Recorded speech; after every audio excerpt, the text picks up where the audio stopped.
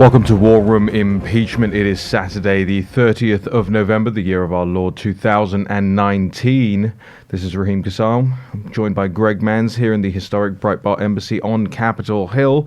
Got our usual hosts and co-hosts, Stephen K. Bannon and Jason Miller, on assignment, but joining us down the line over the telephone. We are broadcasting live on the John Fredericks Radio Network, on the Salem Broadcasting Network, on America's Voice.news, and across all the platforms: podcast, Stitcher, Spotify, SoundCloud, Google Play, so on and so forth. You can catch us all at the website www.warroom.org, which is constantly updated with everything you need to know about the impeachment process surrounding President Donald J. Trump. I hope you all had a restful and enjoyable Thanksgiving. We are back to the battle now, and if you missed any of our shows over the course of the period, make sure you go back and catch up. We did specials over the course of the last couple of days that you're not going to want to miss, including our Thanksgiving special, where we dissected in no small order the lies and the spin that is coming from the other side on all of this. And of course it will continue on. I want to check we have our guest co-host on the line. Steve, Jason, do you have us? Yes, I hear you loud and clear. Do we have Jason? Morning, Raheem. Hey, great to have you guys. We're going to open up because, this is just now another couple of days away from heating up again. I guess the impeachment process may have cooled down in people's minds. At least, I hope they didn't have as much of a fracas around their war rooms this Thanksgiving as we have regularly. But it's about to start back up again. I want to go to you guys for what you think about the latest letter from Jerry Nadler. Yeah, I think the one is that you saw the town halls, and we'll talk about that. But I think Nadler, Raheem, and Jason has expedited this. I believe now that our schedule we talked about before, where Adam Schiff's majority report and then the minority report being done by Devin Nunes and people would be Thursday. I think you could see this drop as early as Monday or Tuesday, with Nadler's hearing on Wednesday. And he just sent this very tough letter to the president that by 5 p.m. on the 6th, which I think will be Friday, correct, he needs to hear if the president's going to participate, if the president's lawyer is going to participate, and if the president wants to call, any witnesses. I'd like to hear what you guys say, but I think they're expediting this to definitely drive this, particularly given, I think, the weak polling and these town halls where Democrats got essentially blown up in those districts we've been talking about, that now they're trying to expedite this and actually move the drop the reports for a huge news cycle, follow with a Nadler hearing with some constitutional lawyers, and then go right into, trying to force the president to respond on Friday. That all leads into try to Bigfoot the IG report the following Monday. So I think the next 10 days is going to be quite monumental as far as this whole process, and really the entire really an inflection point on Trump's presidency. Jason, I want to bring you in on this. What is the timeline now for the next week or so? What should people be expecting over the next couple of days?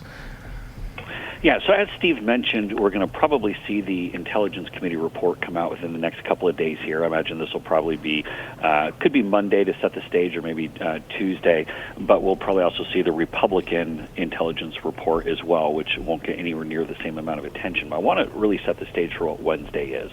So Wednesday is the first hearing from the Judiciary Committee, and keep in mind that even the title for this hearing is called Constitutional Grounds for Presidential Impeachment.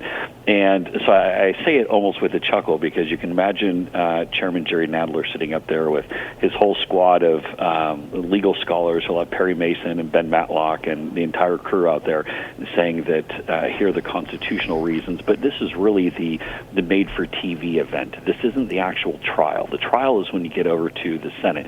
Now, previous impeachment, or presidents who are under the threat of impeachment, whether it be Nixon or Clinton, did go and participate in this. But the President Trump here does not need to go and share his opening arguments with the opposition, whether that be by Wednesday's hearing or even as we go into next Friday. What tell us about this letter from Jerry Nadler? This is given a deadline, I believe, of 5 p.m. on December the 6th for the president to decide whether or not his counsel, White House counsel, will become involved in the Judiciary Committee process. Correct. And this is one of the things that actually will be interesting decision to see what the president does, for the simple fact that President Trump loves optics. He loves to do his best to frame things, and he's going to want to have someone there pushing back. There are also some big decisions that are going to need to be made as far as who President Trump will actually send up. Will that be a Pat Cipollone? Will that be one of his Jay Sekulow type? Will it be some other killer that's within the orbit, or maybe even someone outside of it, say like a Mark Mukasey? But President Trump is going to want to push back. But I think there's the important thing, as I referenced before, this isn't the actual trial. This is, as we move forward in the House, this is basically, as Hamilton wrote in Federalist Papers 65, one big political circus. He didn't use quite those exact words, but that's how I describe it. But then when we get to the Senate, that's the real game time. Steve, how much but I want to interject here, Jason. I want to hear your and Raheem's thoughts. I think we're going to have, by the way, Rivkin and a whole host of constitutional experts on. The shows this week are going to just be amazing, starting tomorrow with guest and analysis of all this. But I think one of the things is that it is not the trial, but the kind of evidentiary pattern that they hope to establish, even though much of this is hearsay, is going to come in this Judiciary Committee. What really, I think, brings in the highlight now, with 1 week, they've had 10 days or 2 weeks of open testimony, after the closed secret auditions. Now they're essentially going to take a week to draft the reports. And I know they've been working on these before, and I hear from people on the up in the minority side that they've been working around the clock on this. They're going to drop these reports, but then you start this process that really, from the time Nadler brings the committee to really have the first hearing and to see if the president's going to participate, you basically have under 2 weeks if you're going to bring a vote before Christmas. And I think that the Democrats realize now they have to keep moving. They have to move rapidly. The more this drags out, the more I think the president, is able to go out and do more things that are presidential, that, these local congressmen are getting blown up.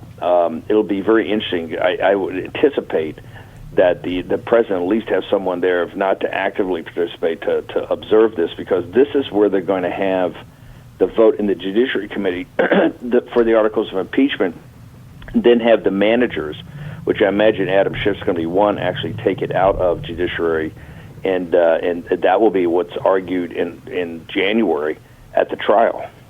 So the historical precedent for this, as far as the Judiciary Committee is concerned, I mean, Bill Clinton's lawyers delivered a 30-page rebuttal report, I believe, to the Judiciary Committee in 1998. James Sinclair, who was President Nixon's White House counsel, argued against the impeachment in the Judiciary Committee hearings in 1974. Tell us, Steve and Jason, just what your perspectives are on how the optics shift from a Pelosi-Schiff tag team over the past month or so to Jerry Nadler steering this now, because we know he hasn't exactly been favored on his side to be the public face of any of this.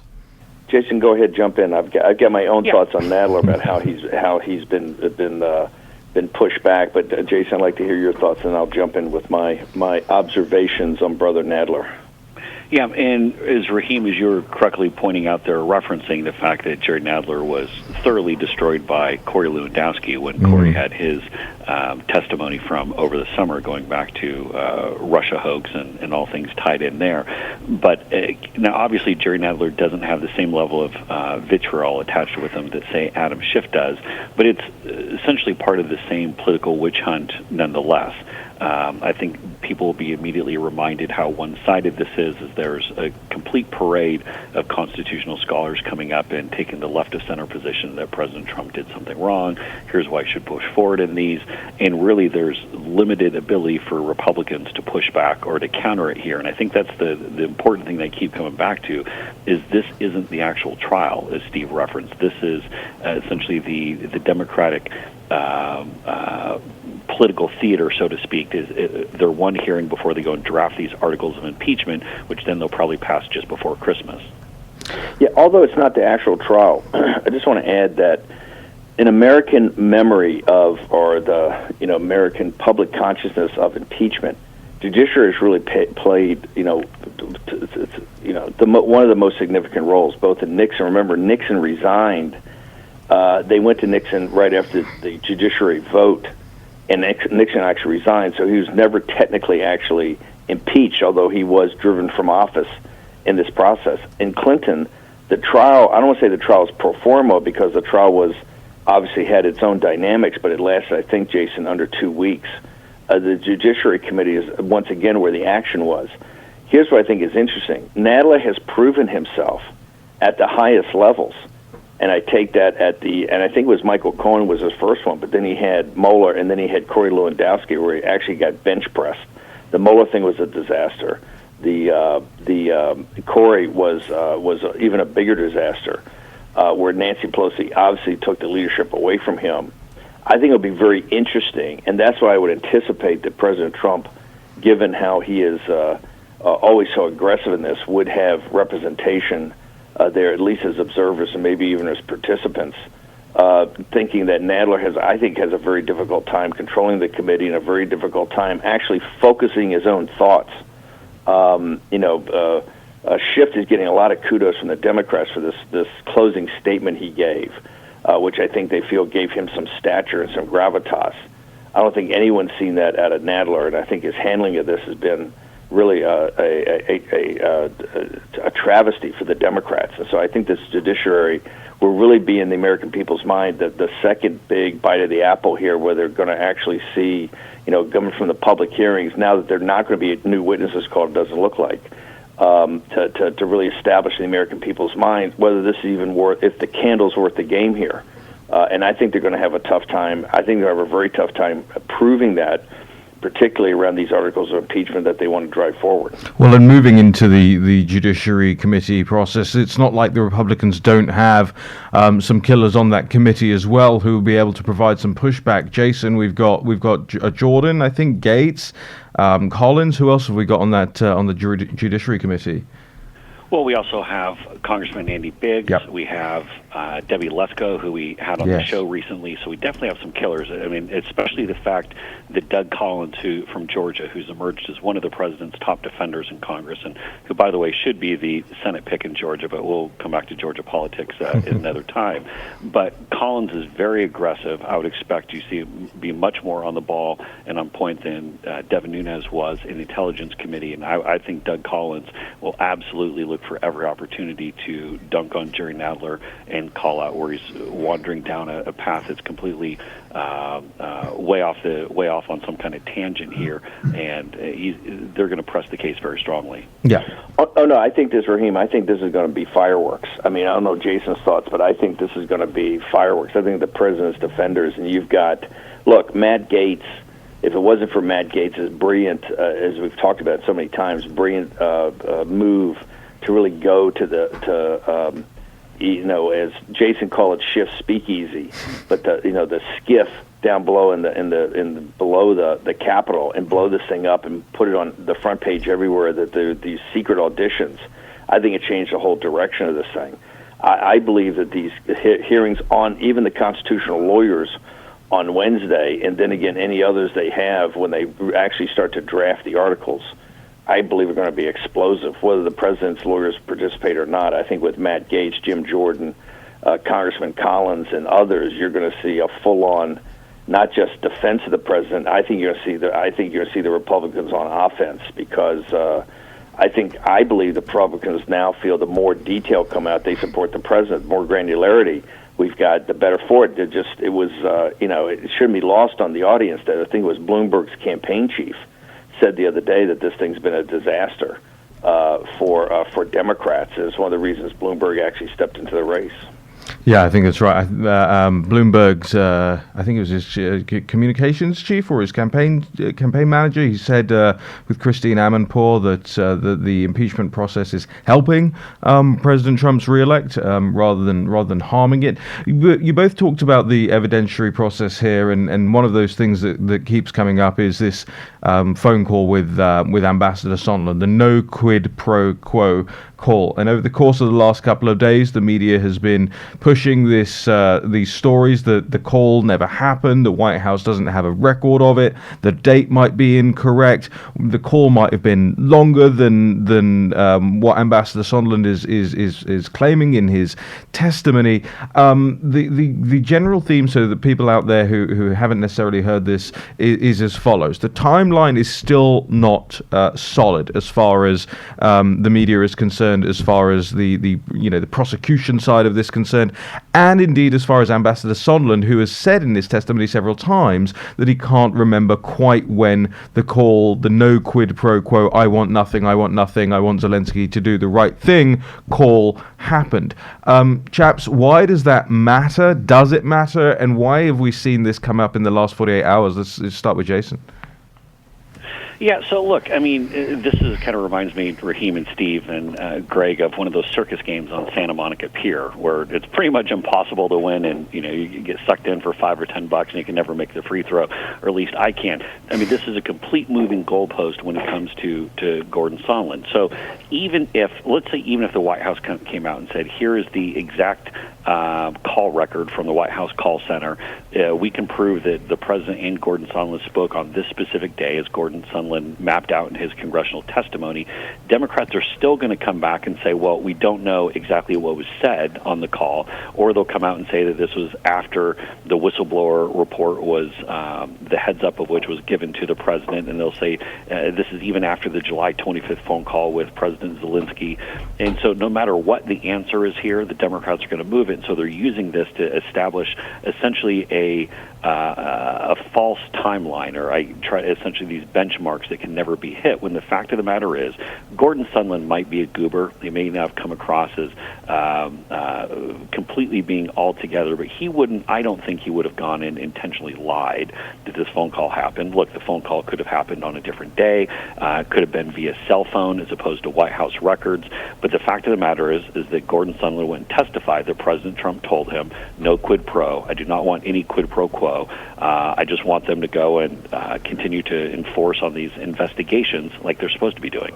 Steve, why does this matter to them? But here's, Raheem, let me jump in. I think this also shows, just like the IG report, when the opposition party media and the Democrats really fear something, they want to get ahead of it or dispute it or disparage it. Like the IG report, they want to get ahead of it and say, oh, it's just lower-level functionaries, had nothing to do with Comey, had nothing to do with the institutions, there's nothing to see here.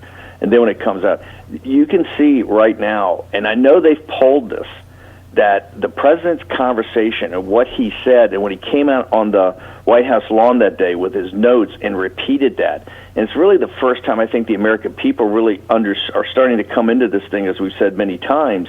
They said, well, hey, the president said that. That sounds good enough to me. They fear that phone call so much. They've got to blow up that phone call, right? They've tried to disparage it other ways. Oh, Trump was just signaling him because he knew the timing was that they had been outed. They've tried every other aspect of it. Now they've actually got to say it never happened. And the reason they have to say that, I believe, is when you get the American people who are now coming to the story and have very busy lives because for two reasons. Number one, Trump's put the country to work with higher paying jobs, and number two, people have discretionary income, so they're out enjoying the holiday season and shopping, enjoying their family, that they understand, Jason, and you know this from communications and Raheem, that when you hear that, it sounds like, okay, that's what the president said, sounds good enough to me. They've got to blow up that phone call. Somehow they've got to get to it and disparage that. It never happened. It's a fantasy phone call. Sondland, who they loved at first, perjured himself. etc. So I think it shows you the power of what the president said. They're also saying, go ahead, Jason, let me just frame this real quick. They're also saying that if it happened, it might have happened at a different date as a part of a call where Trump actually did ask for Zelensky to go on the television or go on the radio or give a press conference or whatever it is, announcing investigations. Jason, does that matter? Well, I think you can even expand this out and broaden it and say that we've been saying all along the facts are our friends here. That when you get down to the details, that President Trump gets completely exonerated. And when you go through all of these hearings that they had on the House Intelligence Committee, not a single person came forward and said they had some kind of direct evidence of a quid pro quo. Everything was presumptions and hearsay or second, third, fourth-hand information. And so the media is making, and the Democrats are making a very concerted play here to try to essentially make up targets that the White House may or may not be able to hit as an effort to undercut that, to try to cloud the waters here, because the facts still are our friends. I mean, we have mapped out a very specific case, and I think the Democrats have face planted when trying to prove theirs.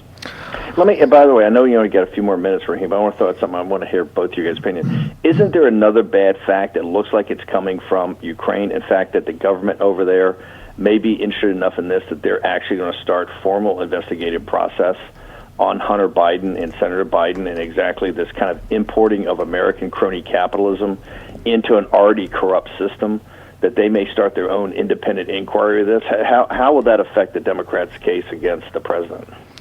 Look, the Ukrainians and part of the new people who have been elected to the Ukrainian parliament have said that they want to open investigations, especially into Burisma, not necessarily into the Bidens, but the Bidens come as part and parcel of it. That's the claim that they're making, not the claim that we're making.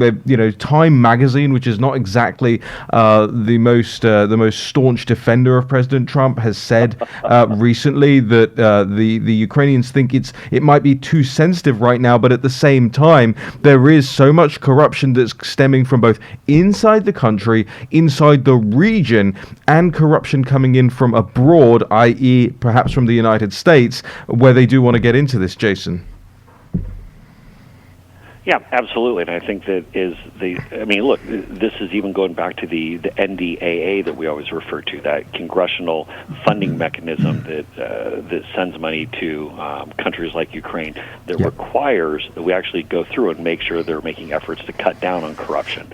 And I think this is a big deal, and at a certain point, Ukraine's going to have to wise up to this. Jason, we've got to take a quick break, pay some bills. Jason Miller, Stephen K. Bannon, stay on the lines. This is War Room Impeachment Live, Saturday, 30th November 2019. The John Fredericks Radio Network, Salem News Network, the Newsmax, America's Voice.news. I'm Raheem Kassam, got Greg Manns in studio with me. When we come back, we're going to talk about the Jake Tapper All the President's Lies special, the anonymous book, the Democrat town halls this week, and a whole lot more.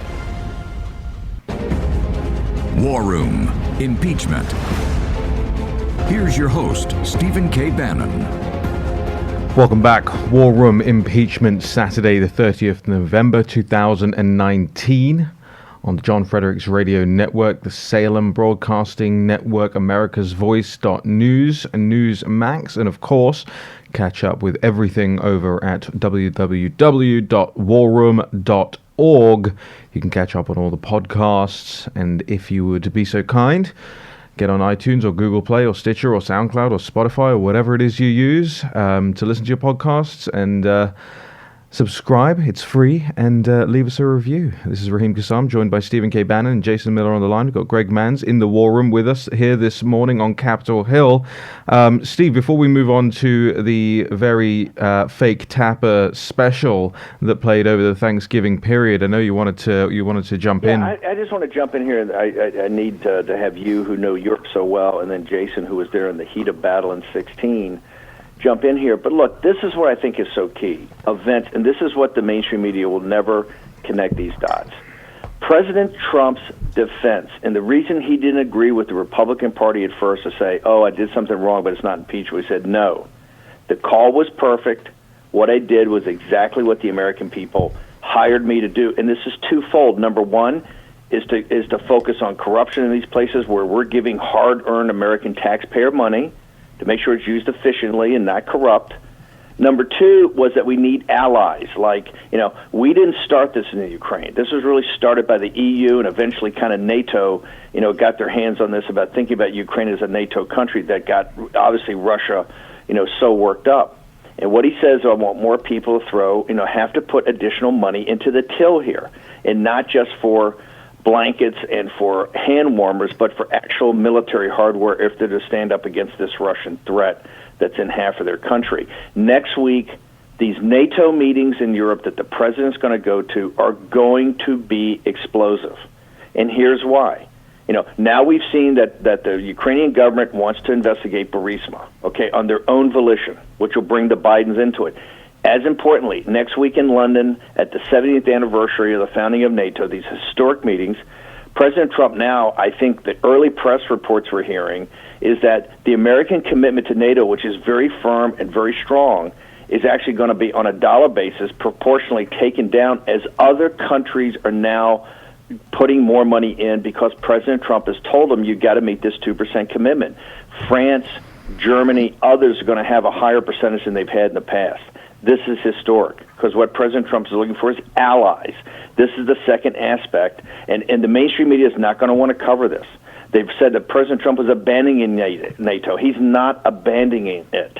He's actually looking for a real ally. Remember, Ukraine's not an ally. Ukraine was a potential strategic partner.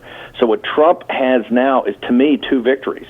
Number one, the independent government in the Ukraine wants to investigate Burisma, and the NATO allies are saying, yes, we understand. The United States can't bear the entire burden. We have to put more money in. And I think, in addition, it's now been leaked. CNBC just broke a story overnight that President Trump is going to bring up both Russia, but particularly China, as maybe the principal threat to NATO to focus on. To me, this is just win after President Trump. The mainstream media is going to say, oh, the allies are angry, the allies don't want to do it. Well, guess what? They have to start to defend themselves. The United States is an ally. We're not a protectorate of Europe. They're not a protectorate. They're not a colony of the United States. And I know, Raheem, you've got specific ideas about this, but this is huge. What President Trump argued from the beginning, the facts on the ground are supporting him by people who are not his fan, like Merkel and Macron and other people like that. So I think this is going to be very powerful. If presented in the right way to the American people, to me it crushes. It starts to chop out the legs from underneath what the Democrats have been saying. Well, they might be angry, right, Jason? I mean, in 2016, there were only, I think, 4 NATO member countries who were paying their requisite 2% of GDP on defense, which is the NATO spending commitment. And now I think there are 9. And it looks like by 2024 there'll be at least according to the administration, I think 18. Remember, too, for the audience, remember the 2% is what NATO imposed upon themselves. This is not Donald Trump forcing this. Donald Trump's enforcing it when NATO had agreed themselves the minimum they had to put up to defend themselves. This is a huge victory for Trump. And Raheem, you know that the cockpit particularly about the spending, they don't want to ever spend the money. This to me is a huge victory, and the timing of it couldn't be more exquisite. Well, I'm just saying there was a guy back in the Breitbart London bureau who was writing about this back in 2014. I'm just, I was there with the president before the president was there, all the way saying, NATO would collapse under its own pressure, under the rules that it set for itself, if the NATO member allies were not paying their requisite fair share. And Jason, it's a big deal, is it not, to have up to 18 now meeting that commitment by 2024?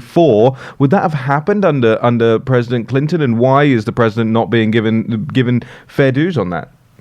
Well, you're exactly right. This wouldn't have happened under the previous administration, whether it be a Clinton or an Obama or, quite frankly, even Bush. I mean, Bush wasn't going to move these folks in the right direction about paying their fair share. And I take this back to, there was a conversation I had with the president back during the Republican convention of 2016. And he had just finished up an interview with Peter Baker and Maggie Haberman of the New York Times, where President Trump went complete flamethrower on NATO. And I remember the interview gets done, and I was like, hey, Mr. President, or Mr. Trump at the time, Well, let's talk about the NATO comments. And his answer was so sharp and so dead on. We said, look, my voters get this. They don't look at this as some kind of Washington parlor games of hand-holding and all this nonsense. This is about fairness, and the American people are sick and tired of other countries not paying their fair share. That was his response when it came to NATO and these countries not hitting their agreed-upon 2% overall spending on defense, at least as far as their GDP is concerned. And by comparison, the U.S., I believe, is somewhere like a little over 3.1% of GDP, which obviously our GDP is much bigger. But this is about fairness. This is about other people paying their fair share, and President Trump is moving them in that direction in a way that no other administration would. Look, this didn't come up. None of this came up in the Jake Tapper special, All the President's Lies, which was which was very well featured. How about that for a segue, Steve? Which was featured heavily over the Thanksgiving period. I believe was shown last Sunday and then repeated again on Thanksgiving, and is available on the CNN On Demand stuff. And they played this up in such a massive way. You'd think this was going to be some big, huge takedown of the president. How could he ever recover? He might as well just resign right now. I mean, I went through it with a fine tooth comb, watched it twice over, in fact, and was going through it last night. And even when it ended, I was watching with a friend of mine, and even when it ended, they turned to me and they said, that was it. And I want people to understand that these sorts of things, they were not geared to be sort of a fact evidentiary, basis of cutting these things down. I'll just start very quickly by letting people know they had about 10 to 12, so-called experts being featured as interviewees on this CNN special. I counted 8 of them were CNN staff. They were people who CNN employ to do this every single day. They were not overt experts on the subject matter, but all the president's lies, as far as CNN was concerned, amounted to the Sharpiegate incident in Alabama when you had Hurricane Dorian, I believe it was, and the Sharpiegate incident that stemmed from that. They obviously neglect to mention the fact that the original chart did show more landfall for that. They then moved on to there wasn't as much rain, or there was too much rain at the inauguration. President Trump said it didn't really rain, and there actually was more rain than he said there was going to be. Massive lie on President Trump's part. They took him to task on that was number 2, Steve. That was what they lead with. Number 3 was climate change, and funnily enough, they had Michael Mann, who people who study the climate change stuff know Michael Mann as the guy who sold this hockey stick, the infamous hockey stick. And if you Google Michael Mann and hockey stick, you'll know exactly what I'm talking about. This is the guy that put this model together that showed an extreme amount of warming in the Earth, and that wasn't proven to be true by averages and aggregates, and is still the subject of great ridicule for Michael Mann. He was their expert on climate change as far as President Trump was concerned. They brought up his inability to make any deals, and they didn't mention this deal that we've just talked about, which is the NATO spending commitment deals, the 18 countries up from 4 in just a couple of years. They didn't talk about any of that. They just said, he hasn't really done anything on immigration, and that was his big thing, and he didn't manage to get a deal on DACA done. They talk about tariffs, and they talk about how tariffs are hurting some U.S. companies and some U.S. businesses, but a very, very sparse mention of the fact that the businesses that are being hurt are getting subsidies to make sure that they're not, adversely affected by what can only be seen as a right and moral and economic crusade against China. They talked about the trade deficit and how it's okay to have trade deficits. That was their line on that. They said, it's perfectly reasonable for a big country to have trade deficits. And then the rest of them were, the Iran deal, he shouldn't have pulled out because now Iran are using their centrifuges like they weren't before, when in fact, of course, they were. And they ended on the recession, the upcoming impending recession. And that was all of the president's lies as far as CNN is concerned. And watching that, and having people watch that over the Thanksgiving period, Steve, I was worried that we might have to do, a special 3-hour episode pulling all this stuff down like we did with the Guardian article, pulling all, fisking it line by line. Actually, I think most people, reasonable people watching that would have gone, what the heck was that? Well, Raheem, this is one example where that Raheem watched it so that we don't. It sounds like, and you watched it twice. I suffer so you don't have to. But But Jason, here's what I understand, because CNN is a major international news apparatus, and quite frankly, having traveled throughout the world, it is a way that a lot of people in foreign countries get their view of the United States. Besides their local paper and local media, CNN is the one that's global and pushing the story out there. Are you, and you've been a contributor there, I know, in the past. Does it stun you that they would go off on something like this and not really have some substance to really nail the president if these are actual lies, and to have experts come in and say, hey, this guy's a stone-cold liar on this topic, and nail him instead of this kind of very frivolous things that they went to?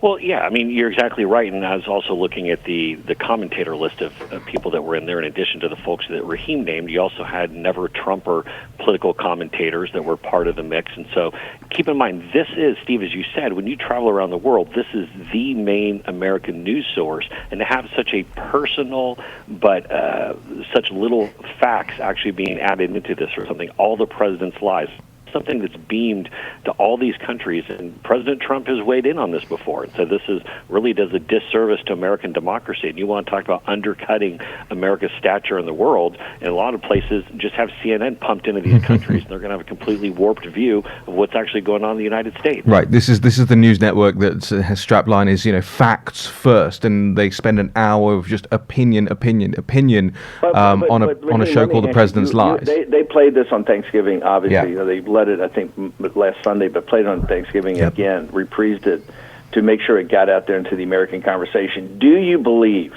that independents and others that don't watch Fox or maybe go to CNN more, in viewing that, what would be their takeaway? Look, I think they were perfectly, and I say this, I'm trying to be neutral on this. They say they could have done something that was harmful. There's no doubt about it that there have been moments where the president's relationship with the truth, as Tucker Carlson said, is he likes to exaggerate. He's a showman. He likes to go up there and give the big to do, and those are the things that they could have actually drilled down into the specifics and gone, here's why it matters. They didn't do that. Instead, they went after their ideological pet projects like climate change, like their opposition to tariffs, and they said, it's basically our opinion and the opinion of this CNN contributor. And by the way, they didn't list all the CNN contributors as CNN contributors. They were listed as, author of this book or whatever. But of course, I'm sitting there with my laptop going, actually, let's make sure we get their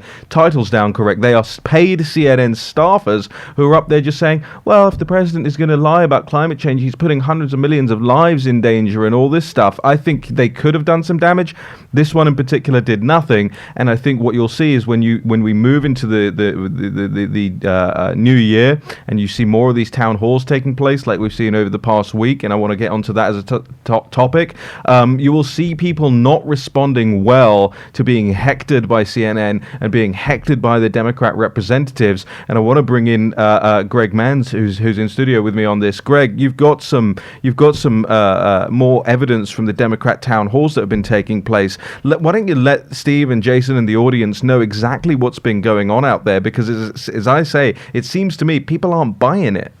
Yeah, exactly. And on the website, we've highlighted Mikey Sherrill, Angie Craig, and Cindy Axney. So that's Mikey Sherrill, New Jersey. New Jersey. Where are the others? Craig in Minnesota. Yep. And Cindy Axney in Iowa. Yep.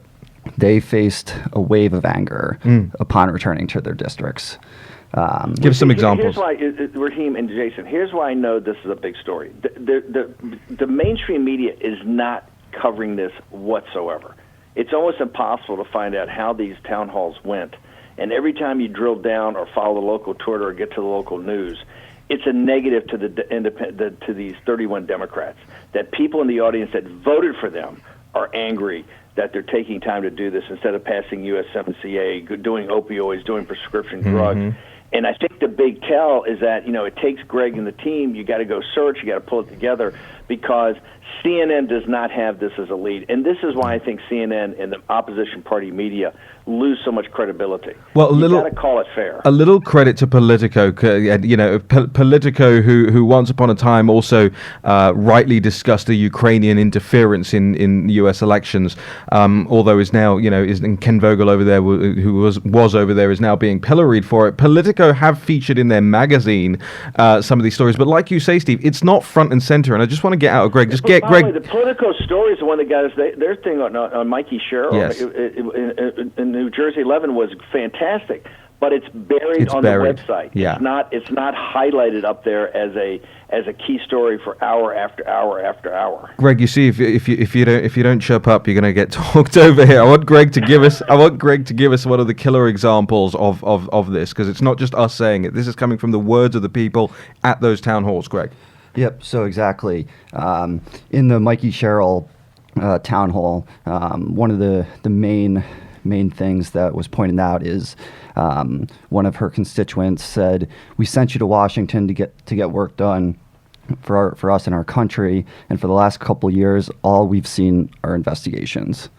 Jason's pretty powerful. People, and this goes back to the Morning Consult poll, right? People cannot distinguish all these different internal Washington, D.C. things that are going on. All they can distinguish is that things are not happening in their districts that they elected these Democrats to do, Jason.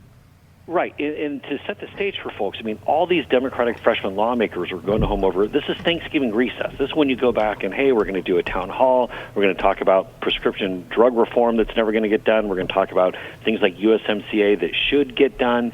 And they're getting absolutely pummeled at these town halls, whether it be the Michael Kruger story in Politico he just pointed to. I mean, Connor Lamb from Pennsylvania went home and got hammered. I mean, heck, even Jeff Van Drew, the Democrat from New Jersey who voted against the impeachment inquiry, went home and was getting pummeled because he wasn't going hardcore enough, saying that they might give him a primary opponent going into this. But the other thing that we're seeing, too, and this is an important takeaway, a number of these freshman Democrats are now running for the tall grass saying, well, we're undecided, whether it be the Anthony Brindisi, who directly had to respond to Steve Bannon yesterday morning, which was great. I mean, Steve, I love you, but if you're waking up in Utica and you're rolling into your local talk radio station, the first thing they're jamming you up on is, hey, Steve Bannon was calling you out for being a wuss and hiding, and this is your day after Thanksgiving. I mean, all he wants to do is get to the mall and start shopping for his Christmas presents, and he's getting beat up by Steve Bannon. I mean, even you go into the Midwest, as Greg. Well, but hold on, hang on a second. You got to go back to Brindisi. His response was even worse than his initial. He says, the reason I haven't made my mind, they're going to be bringing up other witnesses. I don't think so. This guy clearly didn't get the memo. The witnesses are done. Remember, he says, I think I'll make my mind up when I see more witnesses. This shows you, I think, the disarray and the kind of hiding now of these 31, because there's no more witnesses. He's got what he's got. Remember, he was trying to make an excuse to his constituents. It's just not going to hold up.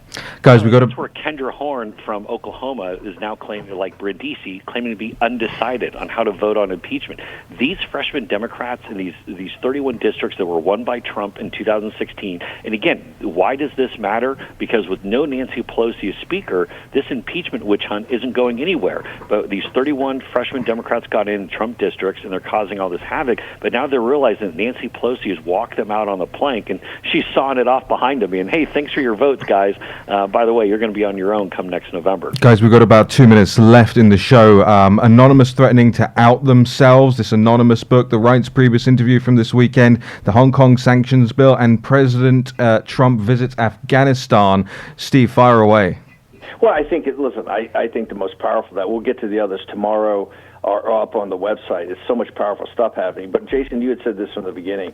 The president goes out and does what he does every day, acts like president, and does the work of the president, whether it's in Afghanistan or about this new spending bill, or going over to see the troops at Walter Reed. The more he does that, the more people are going to realize, hey, this thing is just the Democrats coming after him for political reasons, highly partisan. And I think it starts to collapse. I think President Trump can't do enough to be out there in public, just doing the business that he does every day to run the country. Jason.